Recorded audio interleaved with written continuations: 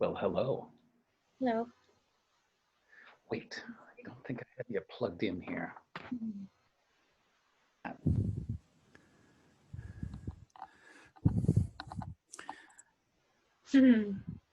There you go. Namaste. Nice to see you. Same here. So thank you so much for meeting me so early in the morning. I forget that it's often very early in the morning for you because you're so wide awake. I would be so tired at that time. I'd be just like, oh. You just look like a baby. I have had a little coffee, and I do tend to get up early. Oh, okay. So, yeah. So it's especially on a work day like today, I'm tend to be up early. So this works perfectly fine. So do you have a plan for today? Yes and no. The No yes plan part to is overthrow a plan. Sorry, I have no plan to overthrow a plan today.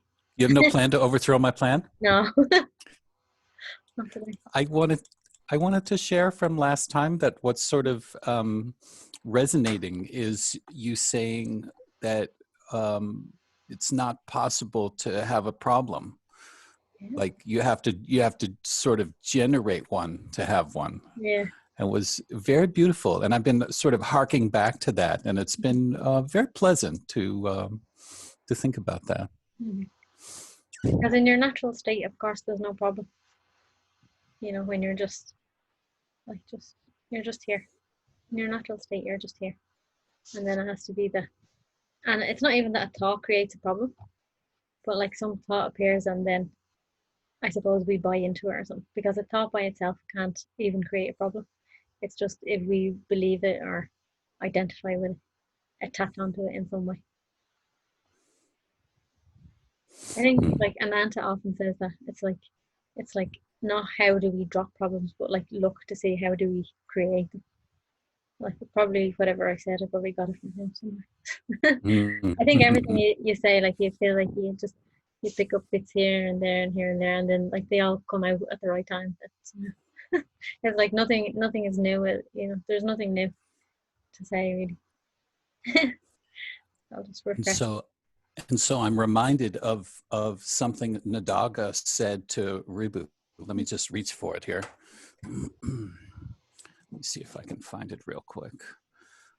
I think it was chapter 42. It was like one of my favorite verses ever.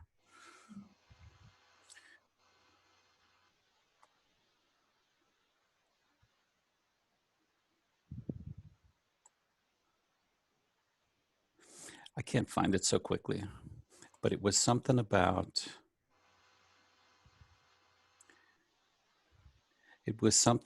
him saying, I don't like somehow he was saying, I don't think it's the better part of wisdom to generate all this, and I'm paraphrasing, internal stuff.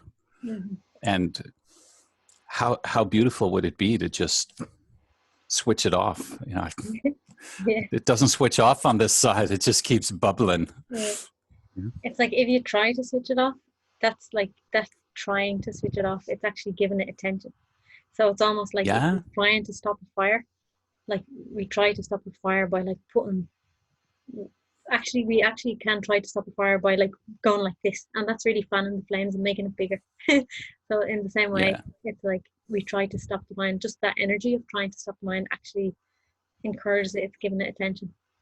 But like when you just kind of, well, like I don't know if you can't, like, for some people they can just ignore it. It's not always so easy to just ignore it, but we do have the power to remove our investment in it, and bit by bit, and then it, I know it's not like just like turn it on and turn it off, but it turns off by itself. Like, I like the way I used to hear Muji saying that, I can't remember exactly the words, but he used the analogy of the mind as a fan. So like when you remove your investment in the mind, the fan, it continues going for a while. You know, when you turn off a fan on the wall, like it doesn't just stop straight away. So in the same way, the mind doesn't just stop straight away, even though you know now, like the mind is not you, and it's not saying anything about you, but it doesn't mean that it stops straight away. So I thought that was quite good, and it seems like, in at least in my experience, it's like, yeah, so you can see it really clearly, but then the fan mind keeps going around, and then it can often happen that you pick it up again, you know, at another time. So it's like you turn it because you think it's on or something, or whatever the reason is, then it gets on again. So it's on off on off on Mm. off. So what's it like for you? I mean, is it for you sometimes completely off? Like no thought activity. Yeah. Yeah, sometimes, but like I don't really feel like I care if it's on or off. That's the thing, and I think Yeah. that's what's been impressive for me lately Mm. in these exchanges. Is there's this clear not caring about it, like there's no investment whatsoever, Mhm. and somehow there's still this, Yeah. you know, this Yeah. maybe self-importance or something that gives it some strength and power Like, somehow. I think a lot of spiritual texts can talk about like the mind not being there, and really peace is there when mind is not there. You know, so that can lead to, we want to try to stop the mind. I can see how that would happen, and maybe that can happen. Like, I don't know, but like I definitely have experienced long periods of time without mind. I can't say maybe, yeah, like maybe there was a thought every now and again. I can't remember. But now definitely there is thought activity. Like, but yeah, like I just don't mind if there is. And maybe even sometimes it can be that, I can't think of a story right now, but like I think I probably do get pulled into a story a little bit sometimes. But I also don't really think it matters, because I do feel like the spirit is stronger than the mind. I don't think mind has Mm. power, like, to take over, because once you see that it's not who you are, like momentarily it can happen, like maybe a minute or maybe 5 minutes, or even if it's an hour, like I don't know, no, there's nobody measuring, like because really it doesn't matter, it really doesn't matter. Mm. And that's just what feels right here at the moment. Like maybe in 5 years time I might say something completely different, you know, as things change, you know. Well, I can say I've been a lot happier lately, and I don't know that I have an explanation for it, but it's really true that we certainly have a happy home, and it's been just a tiny bit happier here lately. So it's really beautiful. And Mm. also I think mind can get a bad rap, you know. I actually don't feel like it's all completely bad, like that it has to be even. It's almost like it doesn't, like sometimes people say things to me, like I'm thinking of a story now. I was sitting with my mother having coffee, and she had all like chocolate on her face, and, and then my brother came along and he was like, you have chocolate all over your face. To my mother, and then he was like, I can't believe she didn't even tell me. It's like, well, like no thought came to tell me to tell you, so it didn't like even occur to me to tell to tell you. And I did see it, like I was kind of, there was something kind of interesting in just looking at it, but just in a real empty kind of a way. You know, like I wasn't thinking it's right or wrong, or literally wasn't thinking nothing about it. But I definitely did notice it. But like there was no thought to tell me to say anything about it, or that it's wrong, or that she should know, or none of those thoughts are happening. So I don't know what the point was. Why I was told that story. Well, my request to you is, sometimes I shave a little sloppily and I cut myself. Yeah. So if we're together and you see me bleeding, my ask my ask is that you just tell me, Steve, you're bleeding. Yeah, So yeah, I'll well, I clean can't that up. guarantee that. You could be like bleeding profusely, like huge big gash on, and just like, so how are you today? You look great. Mhm.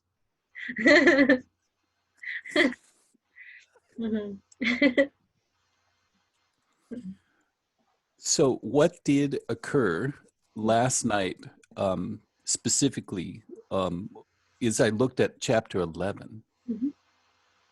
and I don't know why the number 15 keeps coming, but this verse is so beautiful Mhm.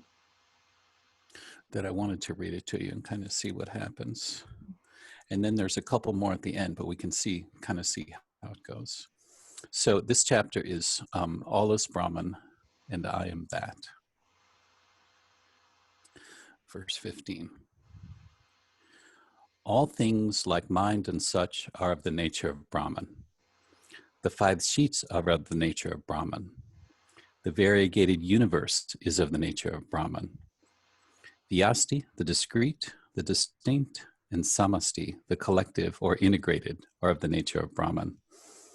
There is not an atom apart from Brahman, the eternal. All events that occur are of the nature of Brahman. Truly, I say this in the name of Shiva, there is no doubt. There is no doubt. This is the truth.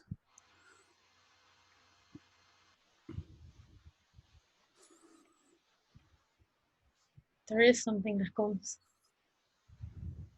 the impression. Like I had a dream during the week, and well, I'll tell you that dream in a minute. But it's like all is Brahman.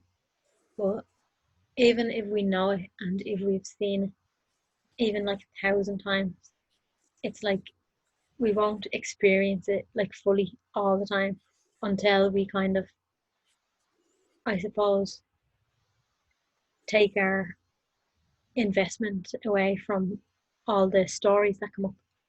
And the reason why I say this is like what I saw during the week, just in a real story, very related to that, was I had a dream, and in the dream, what happened at the start of the dream? Okay, at the start of the dream, I was saying something, so like there was some like nice words coming from here, like and feeling like, oh, like everything is just silence, and like silence is the most profound and obvious thing. And I was like, yeah. And then I was in the presence of Muji, and Muji said to someone, I don't know, he asked some question, and somebody said, well, you won't find God here, like meaning in this world. They said, and he said, are you sure? And then he was speaking as if like he was speaking like to represent the source. And he said, like, I am, I don't know if he said I am God, but he basically said everything moves. If I say the word, like, then something will happen. Basically, if I say lift your arm, you'll lift your arm. If I say do this, I can't remember the exact words, but it was basically like, and it was really, yeah. And I felt like I was kind of laughing, like, yeah, like everything is God. But in the dream, like it didn't feel real experiential. And like, even though I knew it completely, and then I became aware, like this is a real typical dream thing, but like in the dream I wasn't wearing any underwear, and then it was like, oh my god, I felt like I'm not wearing any underwear, and I felt like if he makes me get up to walk across the room or something, like everyone's going to see that I'm not wearing any underwear, and I was feeling really self-conscious about it, like, but really I feel like if you really experientially felt that all is God, that kind of sense wouldn't be there. Like in the dream, I was so tuned into to that, and it matters. And like there's kind of like the sense of separation. But if everything is God, like there's no sense of me at all. Mm, It's not like mm. me and God. So then when I woke up, then I was kind of like reflecting on it, and it just kind of felt like, and I do feel like it's true, like that there's some kind of conditioning just all around. I'm from Ireland. So like it's very kind of Catholic culture and society. So like just like about shame of really being a woman or something, like Mm. just being in a physical body, like, and I don't know exactly what the story is, exactly like what it is, but it doesn't really matter. So like I could have that story, and we all have different conditioning stories. And if we don't kind of transcend them, means kind of see through them when they're really present, or when they're playing up, then we're not really going to experience that all is Brahma. And I feel like that's the joy in life, is when we really experience it, not just when we know it. you know, because knowing it is beautiful, and knowing it brings freedom, and maybe knowing it helps us to see through it when something is happening. You know, like if something is triggered in you, you won't as easily go with the story, and you won't as easily go with the energy and the feelings, because your mind knows, and even your heart knows, like you really know it really deeply. But still, we have to still choose, I feel like, to choose to go with what we know to be true, rather than what we really know to it actually feels true. Like it can feel, because your experience feels true. I feel like our experience feels more true than what we know. Hmm. But I feel like our job, so to say, is kind of to really, or what I think it's what we really want, is to like experience what's true, not just to know it. It's Hmm. not like, it's not enough. So that's why it's more like people use the word to like embody the truth and live the truth, you know. And I don't feel like there's a place that we have to reach to or something. It's like, oh, now I experience the truth all the time or something. I think that is more of like an ongoing thing, and maybe there's never 100%, you know, but we still, just as humans, and like in humanity, we kind of like strive for that all the time somehow. And of Hmm. course, knowing it and being certain of it and all of that, that is a big, huge part of it. But we also have to, I feel like, this is just what I feel like, could be wrong, but like I just feel like we have to apply it in the moment, where you could easily go with the energy of an experience. You know, like it could be like your experience, and that's, it could be anything. Like people are being mean to you or something, and you're like, anything that creates any kind of like separation, I suppose. Whatever words it means. From this side, that what just occurred as you were finishing is that the jumping, the what's up to experience is this feeling inadequate. You know, there's a lot of security caught up in doing my job correctly, and the truth is I'm doing just fine. But there's always this concern that, you know, I may have really messed up there. This could Mm-hmm. be it, you know, could be homeless, could starve. Yeah, And of course, totally ridiculous. yeah, But that seems to be what keeps coming up to be, oh, you know, yeah, chance to let that play through. And then what you were saying about a dream, I've had a couple of experiences where in the dream, um, the thought, thought or realization, I don't want to make a distinction just now, but oh, all is consciousness, or oh, yeah, there was just such relaxation, and oh, I'm Brahman. Oh, yeah, it's like all the weight to the struggle just whoop gone. yeah, So there you were, exposed in your dream, or yeah, potentially exposed, yeah, and it was like there it was up for you to yeah, sort of detach from it yeah. a little bit. Mm-hmm. Yeah, like I didn't have the consciousness in the dream really to see that as just something, you know, like I would hope, like in waking life, I guess it's just different. It's in different situations. Like sometimes there's a higher amount of consciousness and sometimes there isn't. And I don't feel like there's really anything we can do to make that happen. It's just like by grace it appears, Mm, or it's just here mm, sometimes. And sometimes we're more involved in the story. So in the dream, like I wasn't as reflective and noticing that, oh, this is a thing I can just step back from, kind of. mm, But I actually feel like I suppose it was on reflection when I woke up, and like thinking about, like I think that is, it is a something that's here in my like conditioning kind of. And I feel like, but like there's nothing I can do about it. There's nothing to be done about it. And I often hear myself saying, like if I'm meeting with people or something, and I do feel like it's true, is just that we don't actually have to do anything about those things. Like, you know, when you talk about the feeling of being inadequate, you know, but more just noticing it is enough. Like to just, I suppose it's bringing it to the light, like being um aware when it comes up. And sometimes as well, I feel like we can we can't not be aware, you see. like we're always aware. But I feel like there's another, it's hard to put into words, it might be hard to put into words, 'cause I don't know what I'm going to say exactly, but like we can't not be aware, that's definitely. But Mm. if something comes up, like let's say that feeling, a feeling of inadequacy, just as an example, it could be anything at all. Um, the temptation is to go with that, even if we know. So there could be, our mind could be saying, "I know this is not true," but feeling wise, it feels true.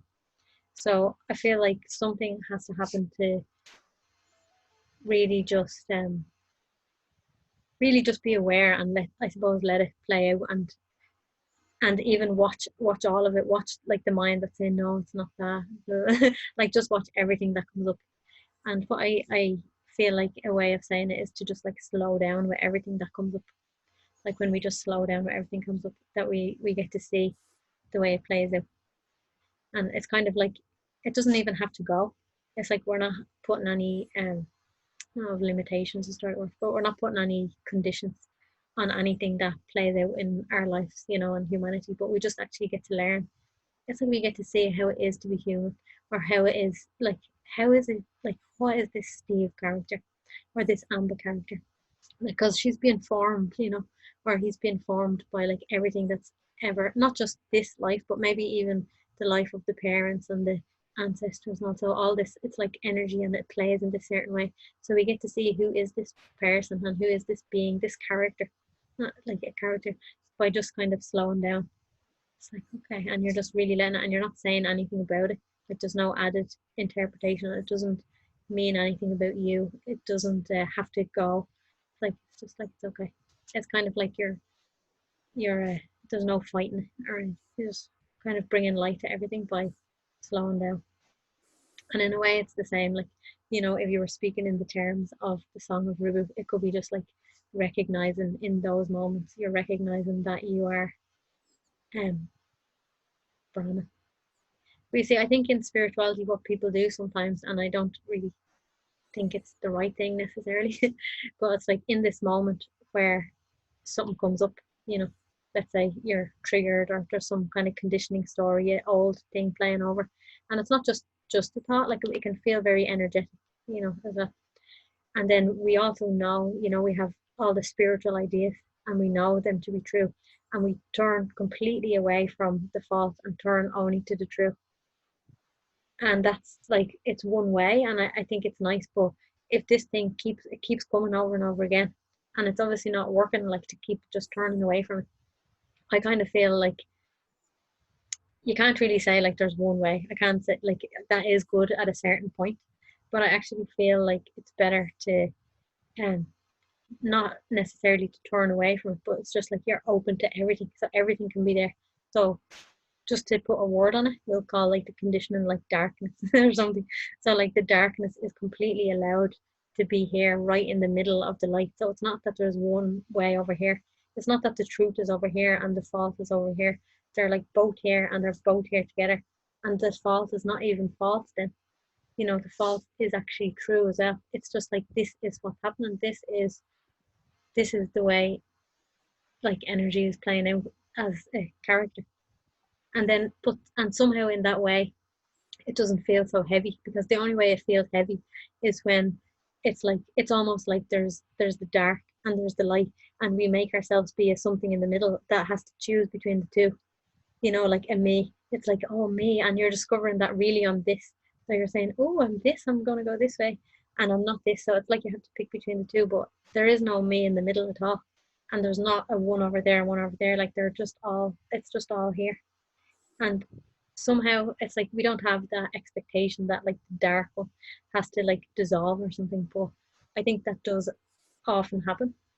But like I don't feel like it has to, and maybe it doesn't always as well in the lifespan of a character. There could be the same things play out, but you just learn to embrace it.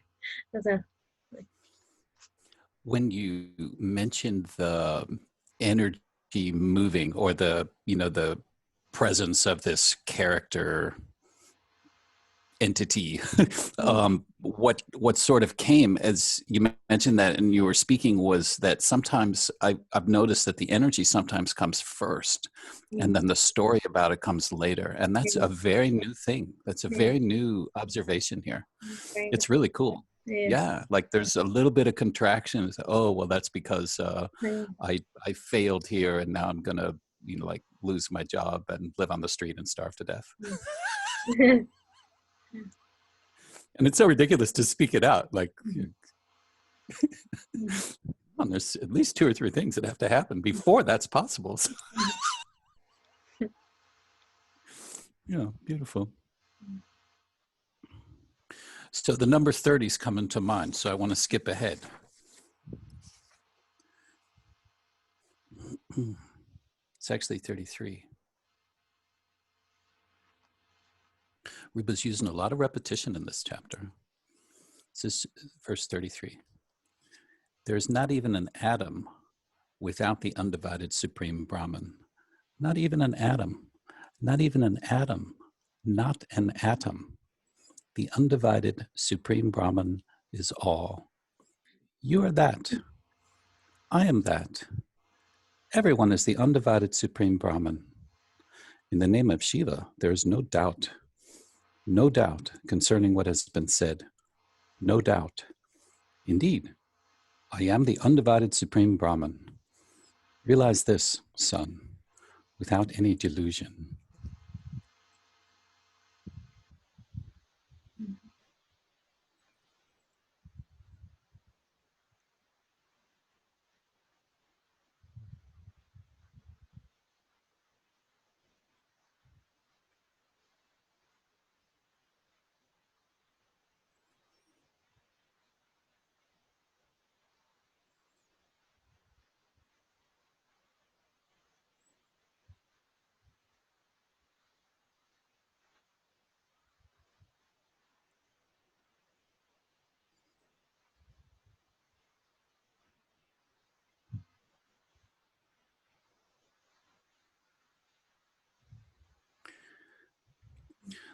So now I have a plan for you. If you're willing, pick a verse after verse 33 from chapter 11. Yeah. I feel like I just feel like saying, like from that, saying, I can't remember exactly what you said, but like it was like all, not an atom is apart, all is Brahman. That's what you said. Very short memory span. That's like, it really doesn't matter like what you think, like, if this kind of teaching captures your heart or something, it's like you have to throw yourself into it, like all the time, and live it all the time. And I feel like when it's like even most important is when it feels hard,